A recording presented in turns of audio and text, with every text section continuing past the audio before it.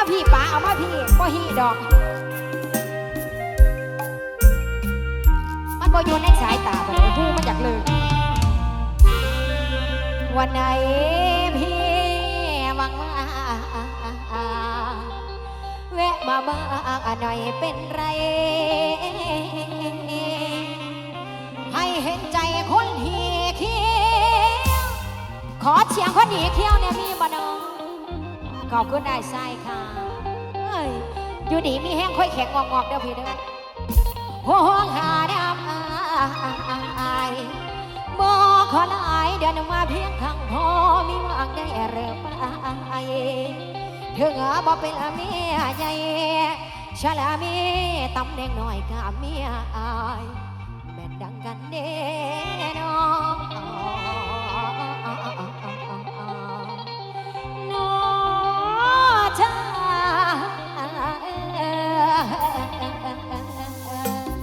รอบนี้ฟ้อนพี่น้องฟ้อนซอยกันค่ะ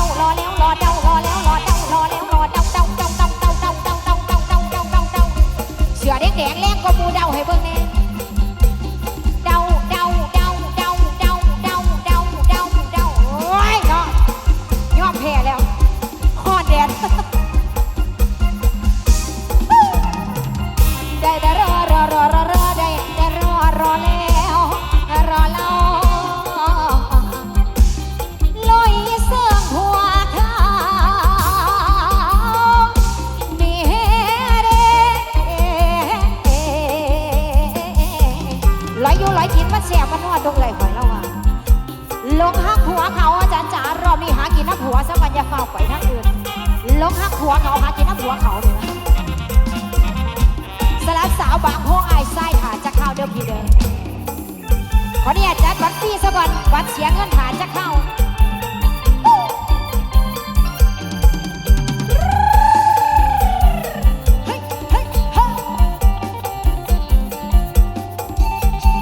พิเศษคนพยานแดดรอบนี้ค่ะโอ้ยขนขี้ลุกหนาว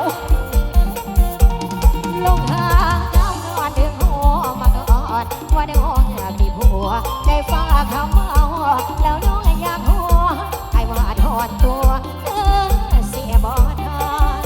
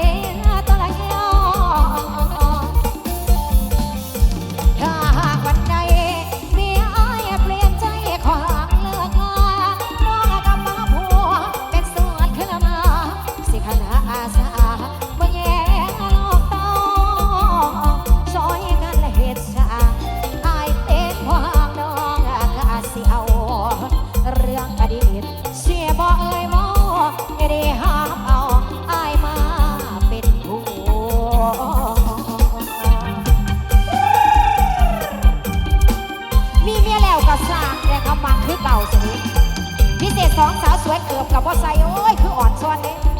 ยืนหนึ่งมากกว่านี้ยืนสองด้วยสู่ได้แล้วสู่ซอยกัน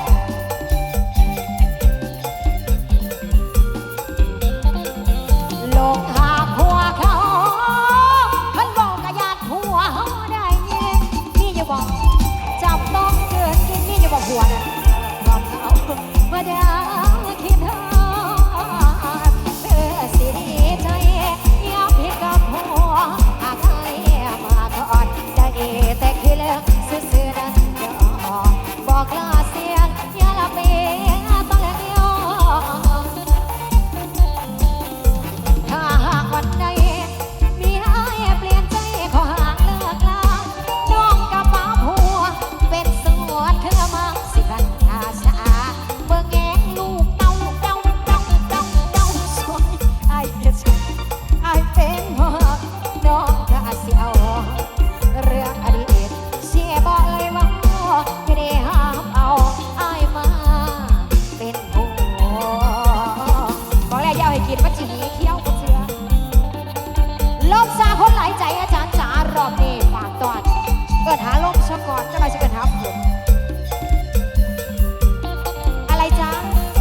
คนสวยโอ้มากหลายบอกมือคีย์บอร์ดนี่เราซื้อพี่โต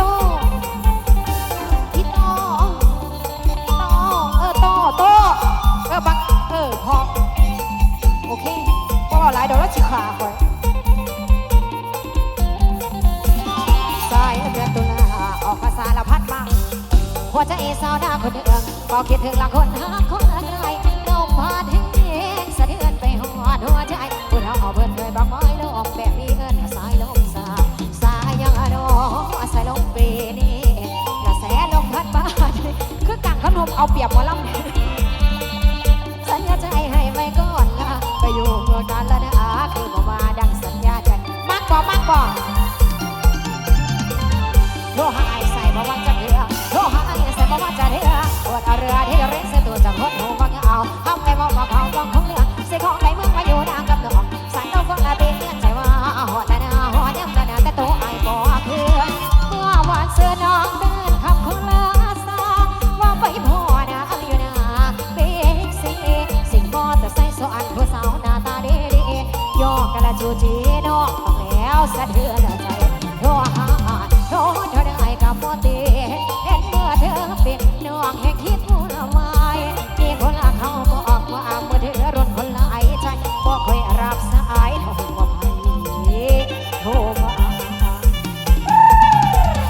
ดูที่รักคือสัญญาไอเปลี่ยนดูที่รักคือสัญญาไอเปลี่ยนสายลมเปลี่ยนมาของสายฟังกับแฟนน้องเปลี่ยนค่ะสายลมยางเมื่อออกพรรษาว่าลมพัดสาบไอ้นี่เมียมาบอกน้องผัวคอยอยู่นะให้ลึกไอ้สาเข้ามาบ่ได้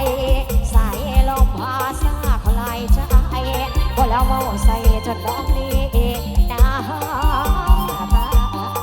สู้พี่สู้สัญญาละหักเขาคงลง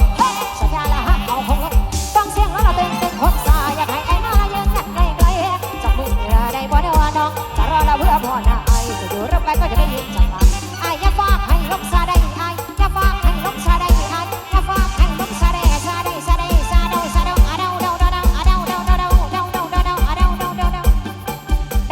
ดาเฮงจะเสร็จแล้วบ่มีผัวจะเชื่อเดากับว่าถือไอ้อย่าฟังให้ลมซาได้ซีเลยบ่ขอโทษฉันเลยขอโทษข้าน้อยขอคารวะสาคนลายใจอยากให้มาเลย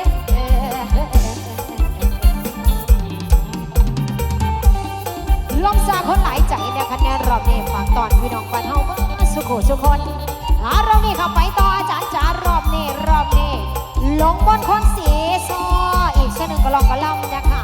หลังจากนั้นมาเลือดเจือจาดนะคะฝากตอนสลับบุญน้ำเพลงเอาใจพี่น้องมามวนด้านหน้าเวทีเฮาเรานี่ฟอนงามๆซะก่อนเด้อขอบพระคุณหลายๆสำหรับพี่น้องผู้ฟอนซอยนะคะผู้กองก็ย่อแล้วบันอ่อนเอละเออ่อละอ่อลงเอาหมดเสียงซอละเมื่อได้ฟังให้ยากได้อ่อ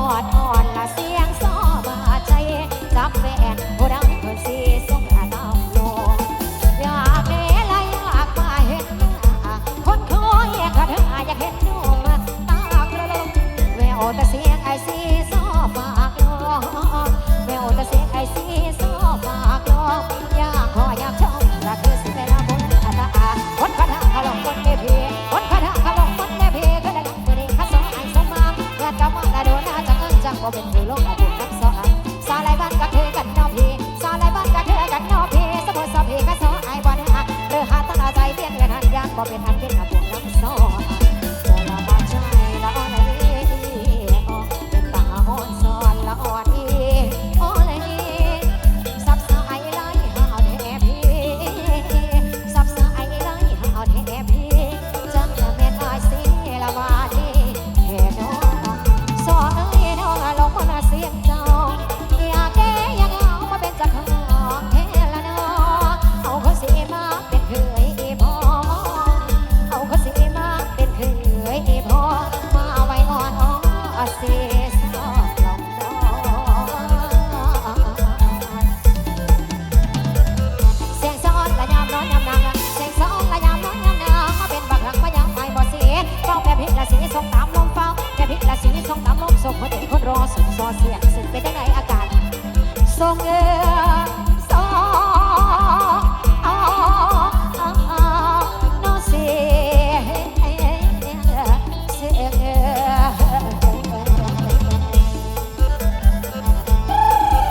เป็นจังไดพี่ทาโดนเราบ่สาวบางหูหาอีกจักหน่อยนะเด้อกางขันโฮมแล้วเว้นตาเอาบ่อยู่จอดซะก่อนอาจารย์จ๋าจอดซะก่อนผ่านพ้นไปนะคะในรอบก็ลองก็เล่าฝากตอนสำหรับพี่น้องบ้านเฮานะคะเดี๋ยวรอบนี้สารตอนสมัครแดนเซอร์ด้านหน้าเวทีนะคะหลายอัตราด้วยนะคะในรอบนี้ค่ะ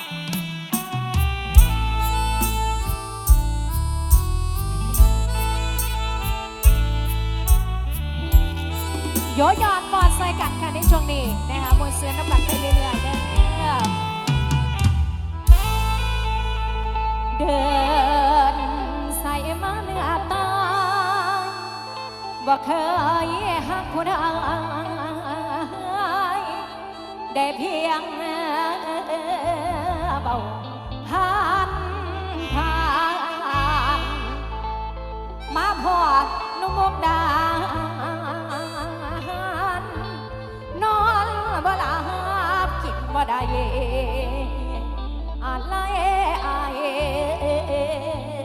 บาดทาง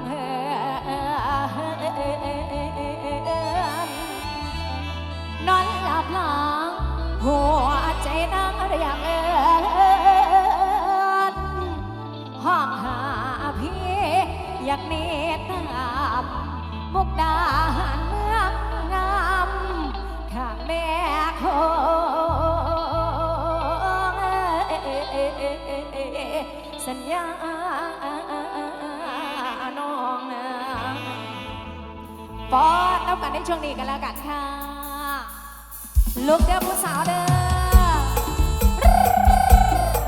ชักเฮ้ยฝากพิเศษในช่วงนี้กันแล้วกันนะคะเป็นวันรอกกะลำนะคะป้อนหวานๆเท่ากันค่ะเฮ้ยกลับจากบ้านแข่งเรือหัวใจต้องเหี่ยที่มุกดาตอนที่น้อง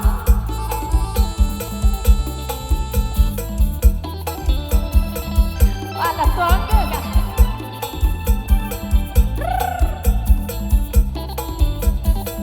โอ้เมืองมุกเทียนงามที่ชนคามนำของนางเอเรโอ้รักน้องดังเกลือที่มันได้ค่ารักษาความเค็มจะเทียนประชังพิธานทะเลมให้รักเมียเปรมจะมีพี่แววเบาแม่เอาปอดผู้สาวนำเล่นพี่ปอดถือเบียร์จะถือดอนจะคนสวยเด้อในอาเป่ายกจำกัดค่ะหัวใจเฮียนั่นเป็นแอกหัวใจเฮียนั่นเป็นแรกเที่ยวให้เก็บไว้เนี่ยย้ายไปยอมตาเอ๋โน่อับแน่นไว้เดียวอย่าให้เบี้ยวเพื่อหน่อยมาเต้นหัวใจแพ้ข้างมันเป็นล่าอย่าลงห่างใครก็เที่ยวเพียตั้งแต่บัดนั้นจำไปแน่เด้อขอบคุณแม่ยานะคะจองกันไปแล้วน้องเป็นลูกไทยนะคะเดี๋ยวให้หลานจะไหนได้งานเด้อช่องกลับจากบ้านแข่งเรือหัวใจน้องเหี่ยที่มุกดาตอนที่น้องนั่งร้านไว้เดียวของพี่คนนี้แรกเจอจะนอนก็มันก็ยังละเมอถ้าไม่เจอพี่จะต้องตาย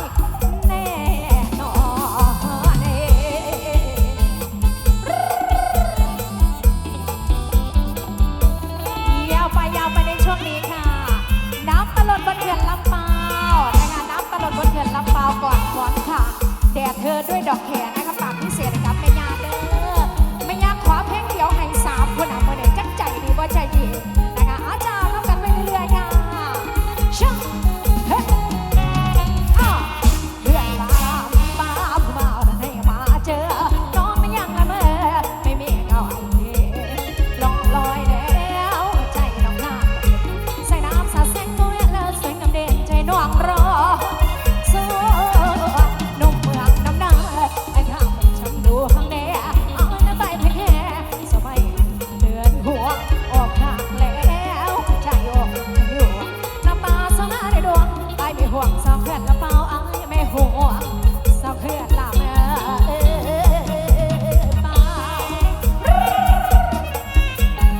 โยพี่น้องบ้านเขาโยเฮ้เฮ้เฮ้เฮ้แล้วพี่เจอสารบังพี่ดวงละฮะแต่เด็กให้ไม่ส่งการบางเพื่อมาบังเพื่อให้เบาเลยเศร้าบ่เจอเปิดทะเลยยกแค่คนเดียวใส่ตะเดียวหาชายก็มาน้องขัดของแนวนั้นขัดของแต่ได้เรื่องเพื่อใจอ้ายพอเฉลยจบเนี่ยเรื่องบางเลยก็ไม่เคยสายตาสลายพักเดียวนั้นก็เคยนั่งจะใส่เพื่อรอคอยคนจะช้าจะไปสวยๆหรือว่าบนละของเราหรือว่าบนของเราบอกดีชุบฮิฮิฮิแม่พี่จึงอะไรที่บางทีบางคนมาบังคนเดียวได้สาวบ่สนอักเป็นต้นเพราะเขาคนละอายกันยังโทรหาบอกมีบอกเป็นทั้งที่สิ้นบันเล่จนเก้าโทรกับแรงจะซอยโทรเข้ามาใจอ่อนลาพุทธีไปใส่ใจอ่อนลาพุทธีไปใส่หน้าบ้านไหนเล่นโยนเอาไปโยนลาแม่ไปขัดของแนวได้เจ้าขัดของเดินได้เรื่อยเธอใจอ้ายกว่าฉันเลยนุ่มแน่เร่มากเลยก็มีเธอสายตาสวยพักเดียวนั้นก็เคยนั่งจนสายเพื่อรอคอยคนแต่ช้าอย่าไปสิสวนเริ่มมาบนหลังห้องเราเริ่มมาบนห้องเราเหลือแห่งที่บางทีบางหัวเหลือแห่งที่บางทีบางห้องมาบังพบให้เบาเลยสาวบ่สนพักกับต้นเพราะเขาคนละอายกันยังโทรหาบ่มีมาเป็นทั้งที่สิ้นบันเด้จนเข้าทุ่งแรงที่สวยโทรเข้ามาใจอัลลาพุทธีไปใส่ใจอัลลาพุทธีไปใส่หน้าบ้านไหนที่โยนลำไปโยนลำ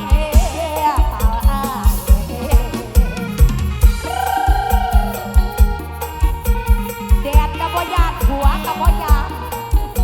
อ่อนสั้นคนละคนเด้อเลยติดตามไปด้วยก่อนวันข้างค่ะแล้วก็ให้ดอกแคกับคุณแม่ด้วยนะคะเมื่อนี้แม่ว่าก็ต้องห้องแม่ใหญ่ดอกห้องแม่ลวดห้องแม่งาช่างเฮ้เฮ้เฮ้เฮ้ฝากพิเศษให้กับคนโสดกันละกันนะคะโสดเฉพาะเมื่อนี้ก็เอาดอก